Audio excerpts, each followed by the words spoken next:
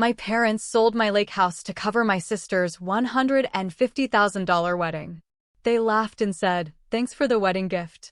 I just smiled and told them to check their mail. I honestly couldn't believe what my own parents had done. They sold my grandfather's lake house, the place that was my entire future, my sanctuary, to pay for my sister's extravagant wedding. That betrayal, that one final act, broke something inside of me. My family had always operated with Hannah at the center, but this time, they took my most treasured possession to keep her in orbit. My grandfather, Jack, was the only one who ever truly saw me. While my parents were always so busy with Hannah's demands and drama, Grandpa Jack would take me fishing, teach me how to fix things, and tell me stories. He built that lake house himself in the 1970s, a place I spent every summer in since I was 5. It sat on 3 acres of waterfront property on Lake Winnipesaukee in New Hampshire. It was a rustic, 3-bedroom cabin with a huge stone fireplace and windows that looked out over the water. The dock stretched 20 feet into the lake, and every corner of that place held a memory that defined my childhood. When Grandpa Jack passed away 6 years ago, everyone assumed the lake house would be sold, with the money split between the grandkids. But his will was clear. He left it to me. I can still hear the lawyer's words, "To my granddaughter Audrey, who appreciates the value of hard work and solitude." My parents looked genuinely shocked. My mom quickly put on a fake smile and said, "How wonderful, Audrey.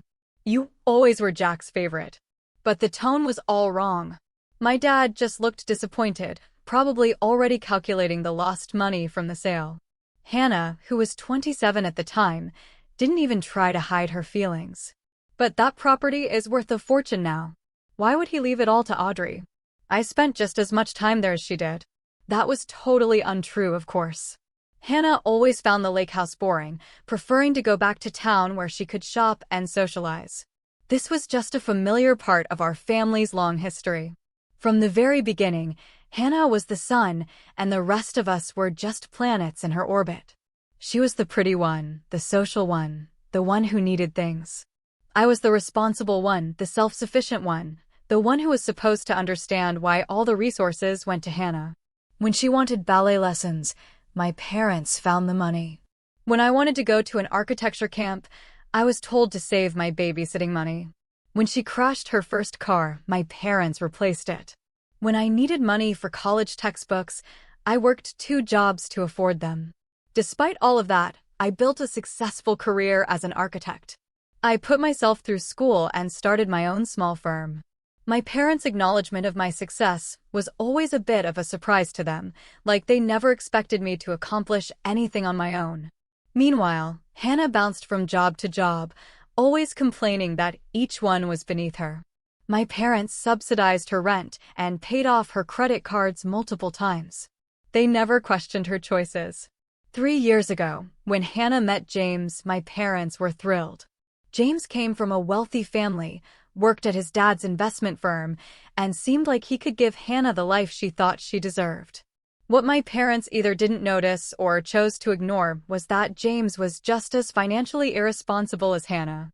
When they got engaged last year, Hannah immediately started planning her dream wedding. The guest list grew from 100 to 300, the local country club was replaced with an exclusive resort, and the simple white dress became a custom designer gown. I was genuinely happy for my sister, and I offered to help with the planning.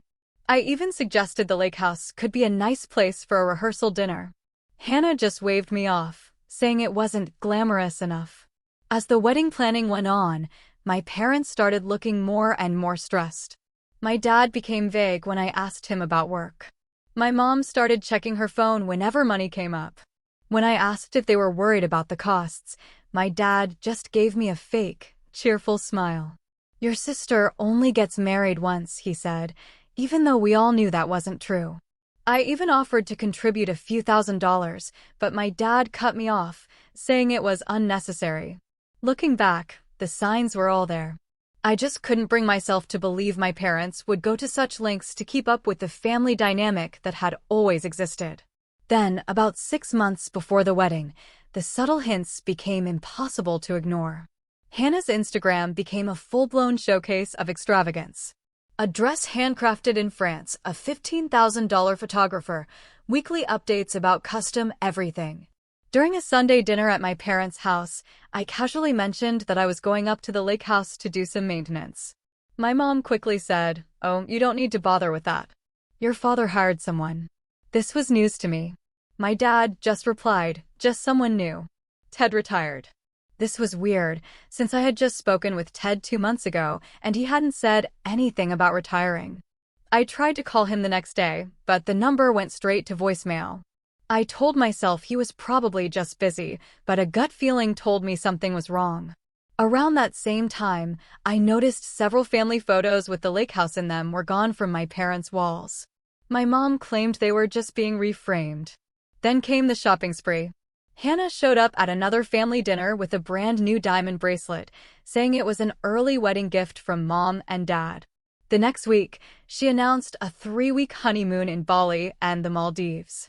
The week after that, she pulled up in a brand new BMW, replacing a perfectly functional car.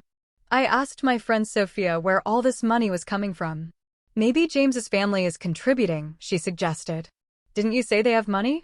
The theory made sense until I ran into James at a restaurant where I was picking up takeout. "Audrey, just the person I wanted to see," he said, giving me an unexpected hug. "I haven't had a chance to thank you properly." "Thank me for what?" I asked. "For your incredibly generous contribution to the wedding," he said. "Hannah told me how much it means to her to have your support." I just stood there, completely confused. "My contribution?" James suddenly looked uncomfortable, realizing he had said too much. "You know what? I think I misunderstood something." "Never mind." I left with my takeout and a growing sense of dread. The final strange incident happened when I got a call from Dorothy Matthews, whose property bordered the lake house. "Audrey, dear, I wanted to check in about the sale," she said. "Will you still be coming up to visit occasionally? We'll miss seeing you." My heart started pounding. "Dorothy, what sale are you talking about?" There was a long pause. "Oh my. I think I may have spoken out of turn. Maybe you should talk to your parents." I pushed her for more information, but she quickly ended the call. I tried calling the lake house landline, but the number was no longer in service. I checked my online banking and saw that there had been 3 failed attempts to access my savings account. At this point, I couldn't ignore the evidence anymore. I decided to take a day off work and drive up to see the property for myself. As I turned onto the familiar gravel road, I saw fresh tire tracks. The old wooden sign that had been there for decades was gone. And then I saw the moving truck. I drove closer and saw a middle-aged couple in the driveway, directing the movers who were carrying things out of the house. I parked my car and approached them, trying to stay calm. "Excuse me, what's going on here?" "This is private property." The woman smiled at me. "Oh, hello there. Are you from the neighborhood?" "No, this is my house," I said firmly. "I'm Audrey Whitaker. This property belongs to me." The couple exchanged confused glances. The man, Robert Peterson, stepped forward. "There must be some mistake. We purchased this property 3 weeks ago. We closed on it last Friday." My legs nearly gave out. "That's impossible. I never sold this house." Robert looked concerned and handed me a folder of documents. "We bought it from Thomas and Elizabeth Whitaker, my parents. They had sold my house without my knowledge or consent." I flipped through the papers with trembling hands, seeing my parents' signatures on page after page. Then I saw it. My signature. A poor imitation of it. "This is not my signature," I said, my voice barely a whisper. "I didn't sign these papers. I never agreed to sell this property." The Petersons looked horrified. "We had no idea," Linda said. "The sale went through a realtor, and everything seemed legitimate. We've already sold our previous home." I handed the papers back, struggling to hold myself together. I managed to get back to my car before the tears came. I sat there, sobbing uncontrollably, staring at the home that had been mine yesterday and now belonged to strangers. After I composed myself enough to drive, I went straight to the county records office. Sure enough, there was a record of the sale. The house had sold for $375,000, which was at least $175,000 below market value. The sale had been rushed, with the buyers paying cash. As I was leaving the office, Dorothy Matthews called. "Audrey, I've been feeling terrible," she said. "I think you should know what I overheard. I was at the general store a month ago when your parents came in. Your father specifically said they needed to take care of the lake house before you found out." She had assumed I had eventually agreed to the sale. I thanked her for the information and asked her to email me a written statement, which she agreed to do. My next call was to my friend Stephanie, a real estate attorney. "They forged my signature, Stephanie. They sold my house to pay for Hannah's wedding." "Jesus, Audrey," she said. "That's not just unethical. That's criminal. Forgery, fraud, theft. You name it." Stephanie looked at the documents and confirmed my worst fears. "This is open and shut. Your parents had no legal right to sell the property. We can get the sale reversed, but it's going to be messy and take some time. The poor buyers will have to be compensated." Then she asked the question that hit me like a physical blow. "Do you want to pursue criminal charges against your parents?" Did I want my own parents arrested? No. I wanted justice. I wanted my property back. But I didn't want to see my parents in handcuffs. "I want to handle this carefully," I said finally. "Hannah's wedding is in 3 weeks. I don't want to detonate this bomb before then." Stephanie was skeptical. "You're going to let them go through with the wedding using your money after what they did?" I had been asking myself the same question. Part of me wanted to expose everything right away, but the more strategic part of me suggested a different approach. If I confronted them now, the focus would be on saving the wedding, not on what they did. I'd be the villain for ruining Hannah's special day. But if I waited until after, there would be nowhere to hide. "The deed is done, literally and figuratively," Stephanie said, nodding slowly. "So, what's the plan?" "We document everything now," I told her. "We build an airtight case. And then, the day after the wedding, we deploy it." As I drove home that evening, my phone buzzed repeatedly with texts from my mother asking about wedding details and Hannah sending photos of floral arrangements. The audacity was breathtaking. They were carrying on as if nothing had happened, as if they hadn't just committed a crime against me. I didn't respond to any of the messages. That night, I barely slept, alternating between rage, grief, and disbelief. By morning, one thing was clear. I would get my lake house back, and my family would never be the same again. The engagement party was scheduled for a 5-star hotel in Boston. I considered not going, but that would raise questions I wasn't ready to answer. I arrived 20 minutes late, partly from anxiety and partly as a small act of rebellion. The hotel's grand ballroom was filled with white orchids, crystal chandeliers, and ice sculptures. Hannah spotted me immediately and rushed over, radiant in a beaded white gown that could have easily passed for a wedding dress. "Audrey, finally. I was worried you wouldn't make it. Isn't this amazing? Wait until you see the cake." I hugged her stiffly, searching her face for any sign of guilt. All I saw was her usual self-absorbed excitement. "It's certainly elaborate for an engagement party," I managed to say. "You only get engaged once," she giggled. "Well, to the right person anyway." I made my way across the room, stopping to greet family and friends. Everyone was buzzing about the wedding plans, with several people commenting on how generous my parents were being. Each compliment felt like a knife twisting in my gut. I finally spotted my parents deep in conversation with the wedding planner near a champagne fountain. "The fireworks display will add $20,000 to the budget," the planner was saying, "but the photos will be absolutely worth it." My father nodded, though I could see the tension around his eyes. "Hannah deserves the best. Let's add both." The planner walked away, and my mom touched my dad's arm. "Are you sure, Tom? We're already so far over budget." "It's fine," he said firmly. "The house money covered the essentials. We can put the extras on the equity line." I felt physically ill. The house money. My house money. Before I could decide whether to confront them, Hannah clinked a spoon against her glass and called for everyone's attention. She and James stood on a small platform at the front of the room. "And we especially want to thank my amazing parents who are making our dream wedding possible." The crowd applauded. "And a special thank you to my sister Audrey," Hannah continued, finding me in the crowd, "for her incredibly generous wedding gift. We couldn't have done any of this without you, sis." All eyes turned to me. I froze, unable to respond as the room erupted in applause. James raised his glass in my direction, and my parents smiled broadly.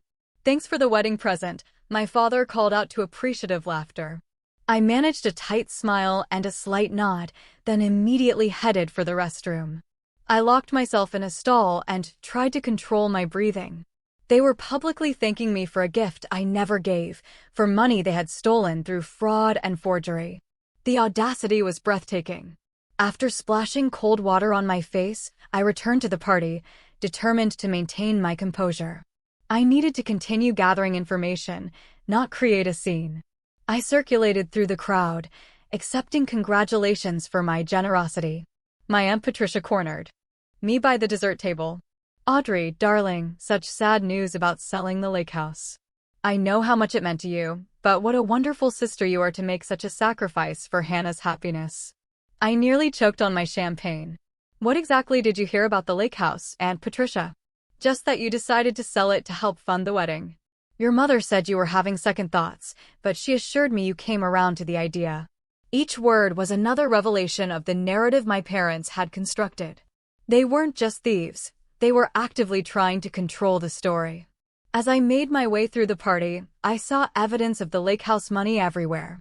The customized sculpture, the monogrammed crystal champagne flutes, the designer toiletries in the restrooms. I finally encountered my parents near the gift table. My mother embraced me warmly. "Audrey, you look beautiful tonight."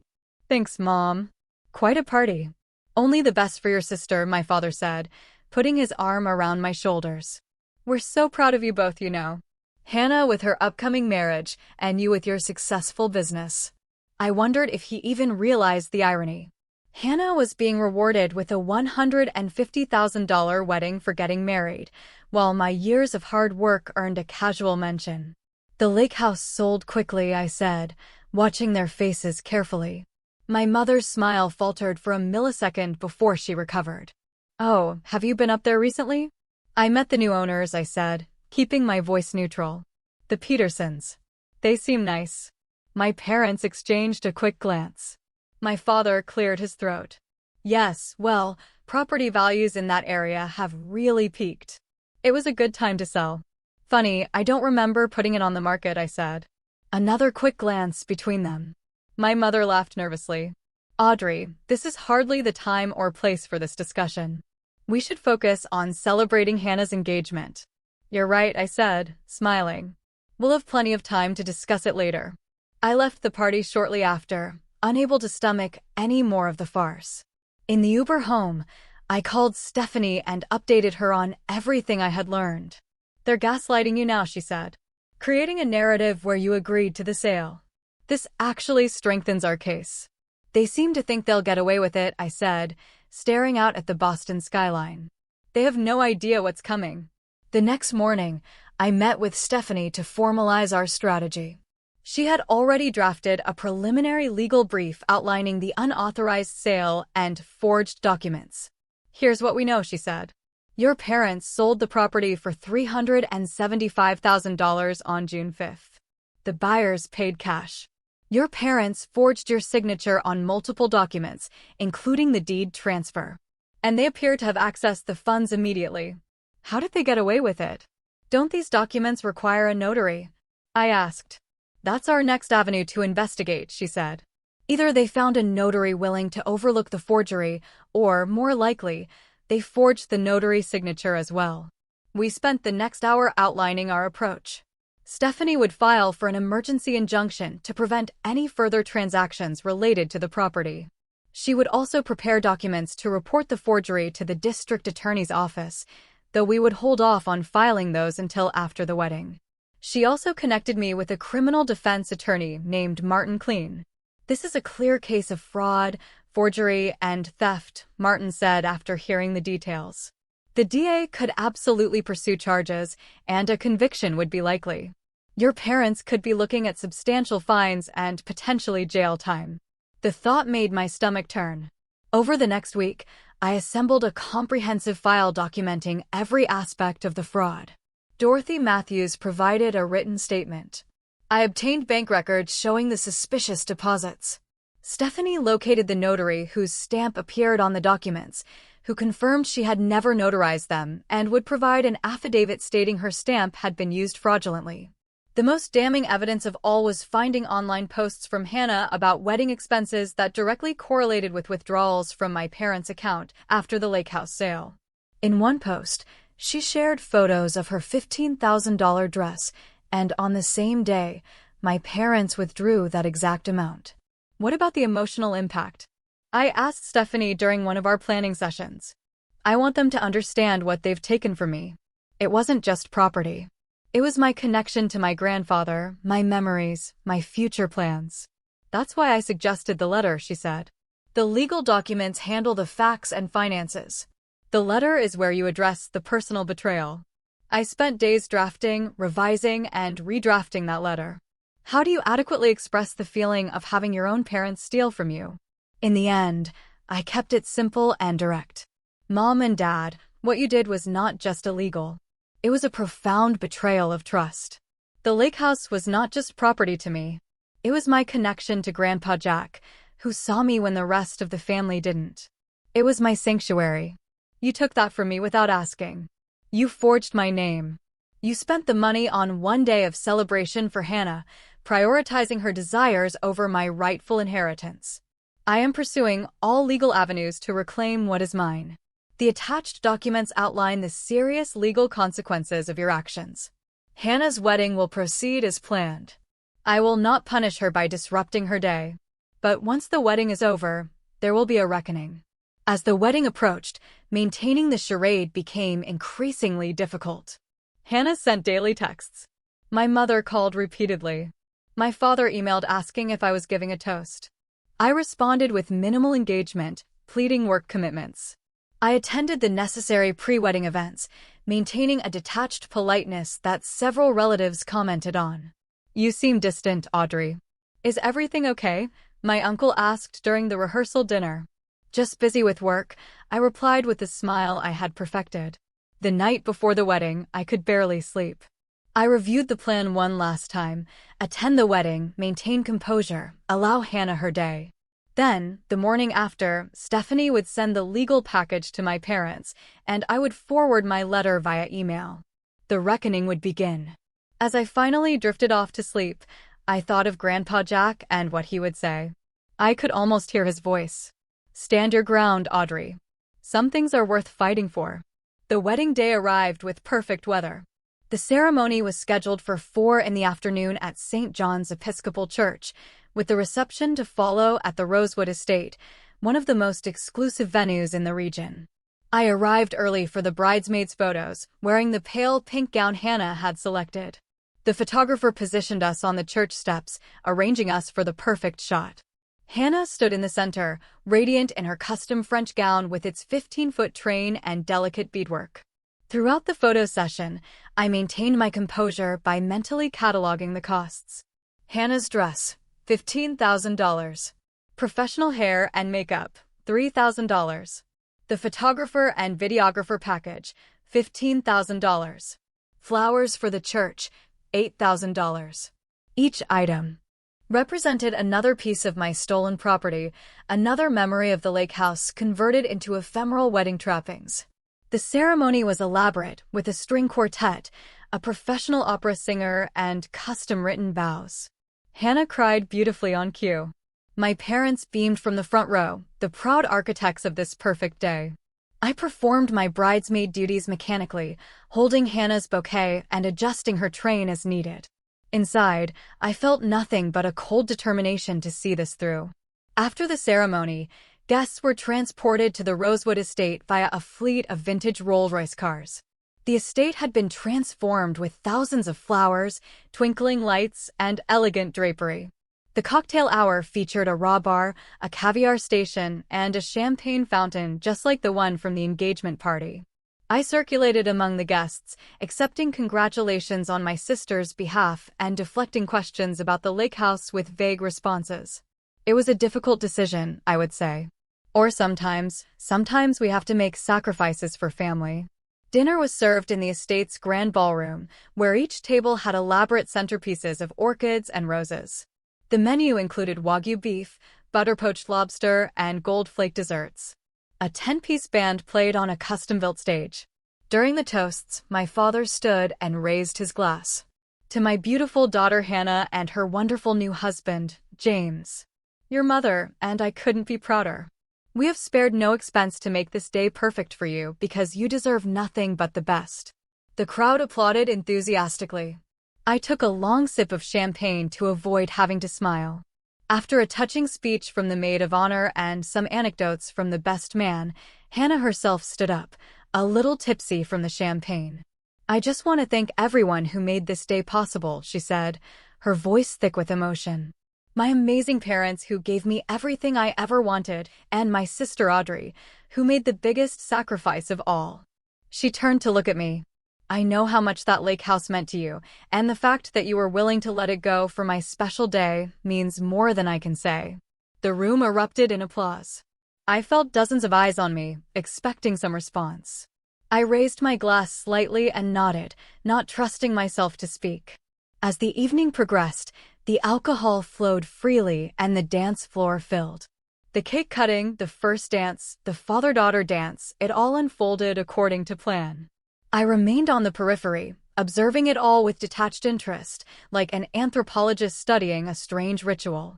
Around midnight, my parents cornered me near the dessert table. You've been quiet all day, my mother said, her words a little slurred from wine. Are you not having a good time? It's a beautiful wedding, I replied neutrally. The best money could buy, my father said with a wink. Or the best lake house could buy, I should say. He laughed at his own joke.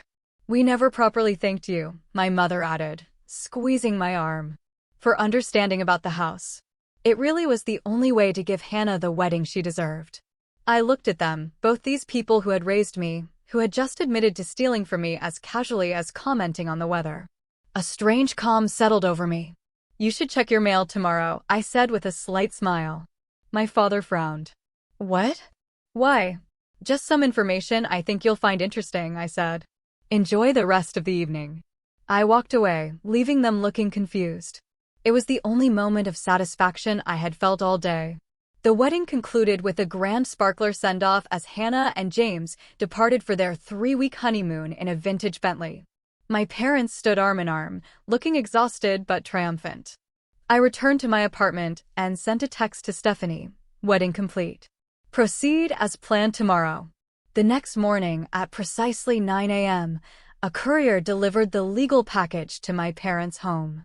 It contained documentation of the forgery, statements from witnesses, bank records showing the transfer of funds, and legal notices of the actions being taken to reverse the sale and investigate the fraud. At the same time, I sent my letter via email. At 9:01, my phone began ringing. First my father, then my mother, then back to my father again. I let each call go to voicemail. At 9:30, the text started. What is this, Audrey? Call us immediately. There has been a terrible misunderstanding. I didn't respond to any of them. By noon, other family members began calling. Apparently, my parents had started reaching out for support or to try to manage the narrative. At 1 p.m., I received a call from an unknown international number. It was Hannah calling from her honeymoon. What the hell, Audrey? Mom and Dad are completely freaking out. They said you're suing them on the day after my wedding. How could you be so selfish? Did they tell you why I'm suing them? I asked calmly. Something about the lake house. They said you changed your mind about helping with the wedding and now you're being vindictive. Hannah, they forged my signature and sold my house without my permission. They stole from me to pay for your wedding.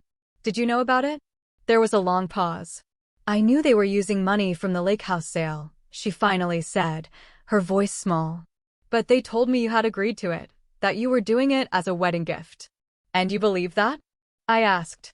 That I would give up my inheritance from Grandpa Jack for your one-day celebration?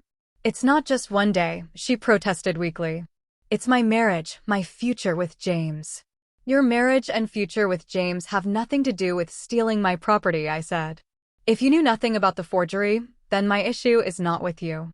But if you were complicit in any way, there will be consequences for that too. Hannah started crying. You're ruining everything. We're going to have to come home early now. James is furious. I'm sorry your honeymoon is being interrupted, I said, not feeling sorry at all. But this is a situation of mom and dad's making, not mine. After hanging up, I turned off my phone. The next day, my father demanded a family emergency meeting at their house. I showed up with Stephanie, my attorney. "Who is this?" my father asked. "We said family only." "This is Stephanie Miller, my attorney," I said. "She goes wherever I go for discussions about this matter." "We don't need lawyers for a family discussion," my mother protested. "This stopped being just a family discussion when you committed fraud," I replied. The room fell uncomfortably silent. Hannah sat on the couch, looking pale and tired. James stood behind her, his face tight with anger. My aunt and uncle, who were also there, exchanged uneasy glances. My father tried a different approach. "Audrey, honey, we know you're upset. There was a misunderstanding about the lake house. We thought we had your implicit consent." "Implicit consent?" I repeated. "You forged my signature on legal documents. You sold property that didn't belong to you. You took hundreds of thousands of dollars that were not yours to take. Which part of that was a misunderstanding?" "We were going to pay you back," my mother said weakly. "With what money? When was there a plan, or were you just hoping I wouldn't find out until it was too late?" No one answered. I opened my laptop and connected it to their television. "Let me show you exactly what happened so there's no more room for misunderstandings." Over the next 30 minutes, I presented the evidence Stephanie and I had compiled, the forged documents, the bank records, the timeline of events, the statement from Dorothy Matthews, the proof that the notary's signature had also been forged. When I finished, the room was deathly quiet. Hannah was openly crying. James looked like he wanted to be anywhere else. My aunt and uncle appeared horrified. "Do you have any idea what you've done?" I asked my parents. "Not just legally, but to our family, to our relationship? You stole from me. You violated my trust in the most fundamental way possible." "For what?" "So Hannah could have gold flakes on her wedding cake." My father finally spoke, his voice subdued. "We made a terrible mistake. We got caught up in giving Hannah the wedding she wanted. We told ourselves we'd figure out how to make it right with you later. By creating a false narrative where I had agreed to sell? By gaslighting me and lying to the entire family?" I asked. "We panicked," my mother admitted. "Once we started down this path, we didn't know how to stop." Hannah looked up, her makeup streaked with tears. "I didn't know they forged your signature, Audrey. I swear they told me you had agreed to help with the wedding. I thought it was incredibly generous, but not impossible. You've always been the responsible one, the one who makes sacrifices." The last sentence hung in the air, unintentionally revealing the family dynamic that had made this situation possible in the first place. I had always been expected to sacrifice for Hannah. This was just the most extreme version of a pattern established long ago. "What happens now?" my father asked, looking at Stephanie. "That depends partly on Audrey," she replied. "The legal process to unwind the fraudulent sale is already underway. The Petersons will need to be compensated. There will be financial penalties and legal fees. As for criminal charges, that will be up to the district attorney, though Audrey's wishes will carry significant weight." All eyes turned to me. "I want my house back," I said firmly. "I want every penny that was taken from me returned, plus interest and damages.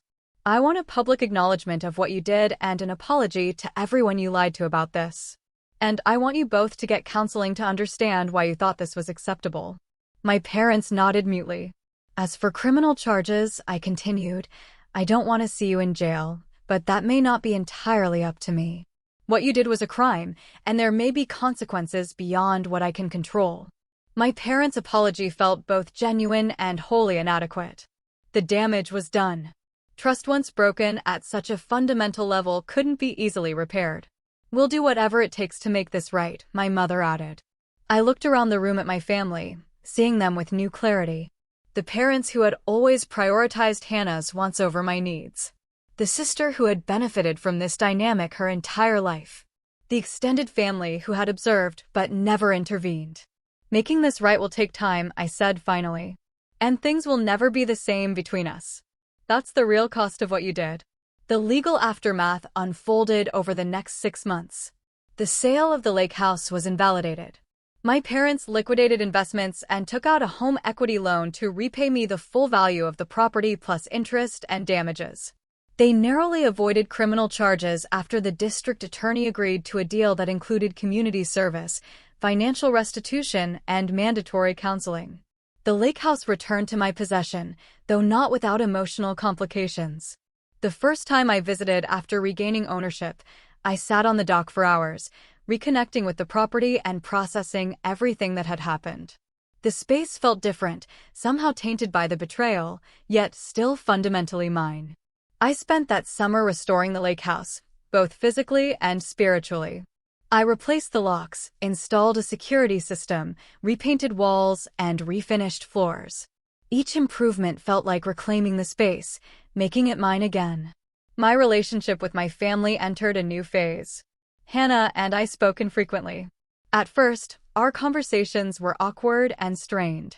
During one of our rare phone calls, Hannah finally asked the question that had clearly been bothering her. Would you have helped with the wedding if they had asked you directly? Would you have sold the lake house voluntarily?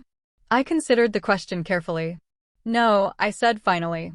The lake house was never mine to give away for a wedding. It was Grandpa Jack's legacy, his life's work. He entrusted it to me specifically because he knew I valued it for what it was, not what it could be converted into. I think I always knew that, she admitted. Maybe that's why I never questioned their story too deeply. It was easier to believe you had agreed than to face the truth. My parents and I established a careful distance. We spoke monthly, met occasionally for brief meals, but the easy familiarity was gone. They continued with their counseling, gradually coming to terms with the damage they had caused. We always thought we were doing what was best for both of you, my mother said during one difficult conversation. Hannah seemed to need more support, more attention, more resources. You were so capable, so independent.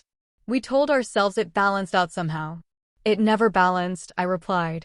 You took my independence as permission to give everything to Hannah. Being self-sufficient became a punishment. My father nodded slowly. We see that now. We failed you, Audrey. Not just with the lake house, but throughout your life.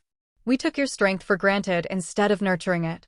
These conversations were painful, but necessary. They represented the first honest exchanges we had ever had about the family dynamic that had shaped all our lives.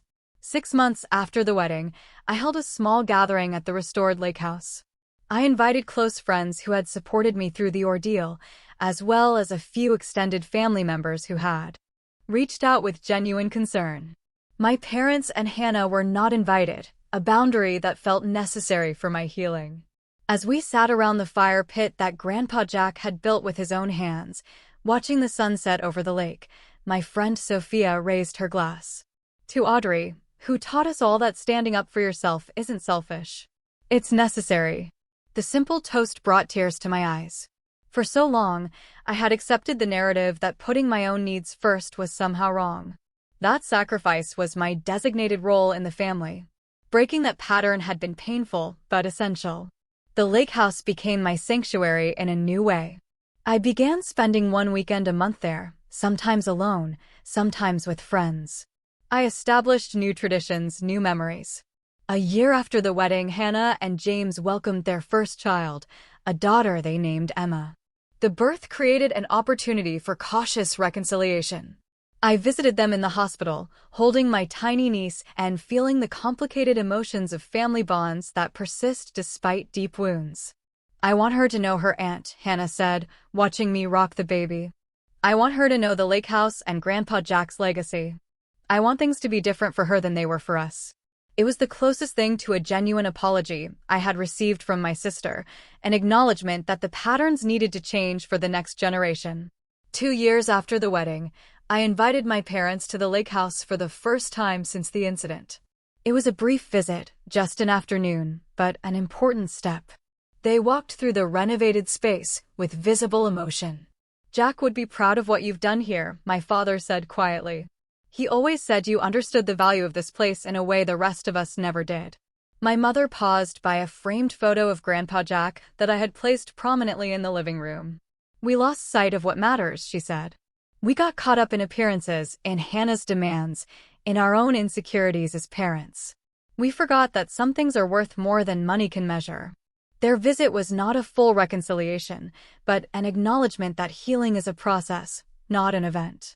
Some trust might eventually be rebuilt, but our relationship would never return to what it was before. Perhaps that was for the best. The most important lesson I learned through this ordeal was about the nature of boundaries. For years, I had allowed my family to take advantage of my independence and resilience.